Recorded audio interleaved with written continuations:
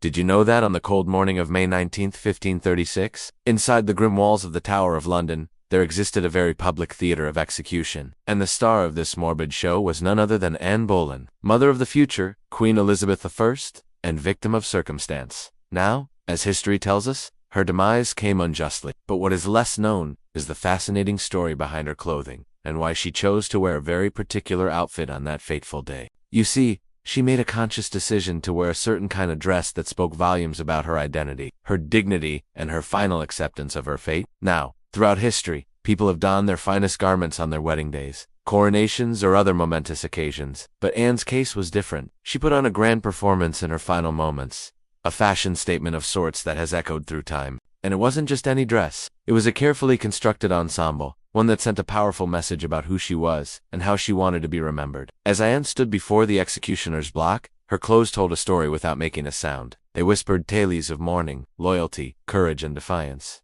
So what exactly did she wear, and what did each piece symbolize? What insights does her wardrobe offer into her state of mind, and how does it reflect the Tudor era's fascination with fashion and theatrics? Let's delve deeper into these questions as we explore the story behind Anne Boleyn's final outfit. Anne's choice of attire for her execution was a striking combination of fabrics and styles that held deep symbolic meaning. Accounts suggest that she wore a somber dark gown, likely in black or gray damask, a durable and lustrous fabric favored by the elite. The damask pattern itself, a woven design of intertwined stems and leaves, hinted at a sense of entrapment or confinement, a subtle commentary on her situation. The color black carried its own weight, symbolizing mourning, seriousness, and in some contexts, even purity. It was a far cry from the vibrant hues associated with royalty and pageantry, aligning with the solemnity of the occasion. In addition to the gown, Anne pulled a fur-trimmed mantle around her shoulders, a practical choice for the chilly May morning in London. The inclusion of fur, whether from a small animal like a squirrel or a more exotic source like a genet, spoke to her noble status, reminding all onlookers of her former grandeur.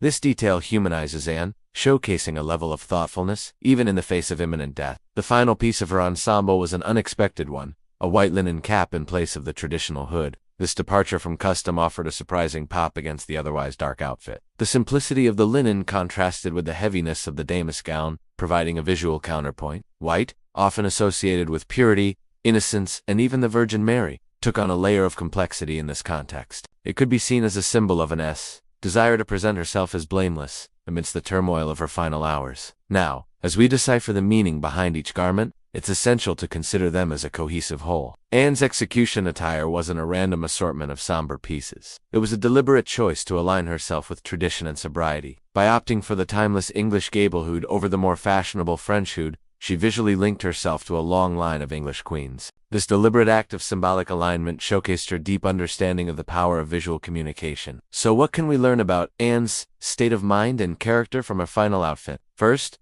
her attention to detail and personal presentation remained steadfast. Even in the direst of circumstances, Anne chose not to be forgotten. She ensured that her appearance would make a lasting impression, communicating her steadfastness of character and refusal to be diminished. Secondly, her selection of clothing suggests a sense of agency and defiance. By donning traditional English garb, she asserted a connection to her homeland and heritage, potentially serving as a subtle rebuke to those who sought her downfall. In doing so, she wove a narrative of resilience and resistance. It's important to remember that Anne's wardrobe wasn't solely about personal feelings. It was also a political statement. As a former queen and mother to a future monarch, Anne's image carried significant weight. Her attire communicated a sense of continuity and legitimacy that challenged those who had condemned her. In essence, she used her final moments to reshape the narrative surrounding her demise, ensuring that her memory wouldn't be tarnished. But the story of Anne's execution attire doesn't end at her burial. It lives on in the chronicles of history and in art. Artists and historians alike have been captivated by the drama of her story and the power of her final image. Portraits,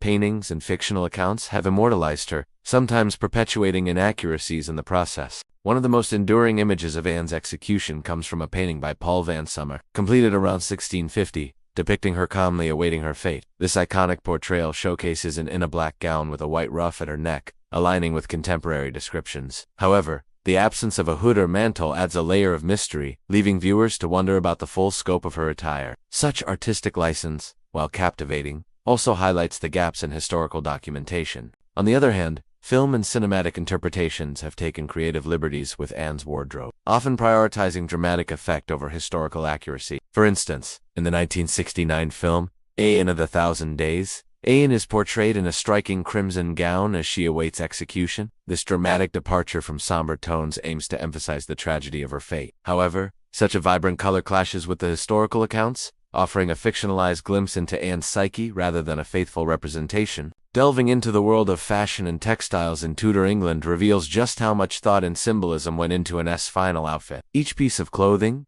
from the sturdy damask gown to the luxurious fur trim, spoke a different part of a silent message. Her choice of attire wasn't just about covering her body, it was about communicating her identity and values in a society where appearances mattered immensely. When we analyze Anne's execution outfit, we see that she didn't just accept her fate, she framed it on her terms. And what makes her story truly remarkable is that she did so without uttering a word. Her actions, choices, and even silence became a powerful form of expression. As we conclude our exploration of Anne Boleyn's final outfit, let's remember that history isn't just about dates and battles. It's about real people with hopes, dreams, and fears. Anne's story reminds us that even in the face of death, one can maintain dignity, control, and even defiance. Her execution attire serves as a potent symbol of her indomitable spirit. Now, it's clear that her tragic tale resonated through the centuries, inspiring countless works of art, literature, and film. As we reflect on her life and legacy, let's take a moment to appreciate the intricate details that brought this iconic figure to life. Her story may have ended on that scaffold all those years ago, but her impact continues to resonate. In the annals of history, Anne Boleyn's name is forever etched, not just as a queen or a victim, but as a woman who, even in death,